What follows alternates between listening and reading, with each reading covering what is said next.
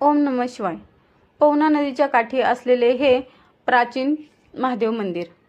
तर या मंदिरामध्ये आलं की सुरुवातीलाच भली मोठी घंटा आपल्याला दिसते। त्याच्यानंतर लगेच खूप आकर्षक असं तुळशी वृंदावन आहे। भले मोठे त्रिशूळाचं दर्शन होतं। थोडं पुढे गेलं की लगेच आपल्याला नंदी महाराजांचं दर्शन होतं। नंदी महाराजांचं दर्शन करून लगेच आतमध्ये गेलं की एका साईडला गणपती व एका साईडला श्री गुरुदेव दत्तांचं दर्शन होतं।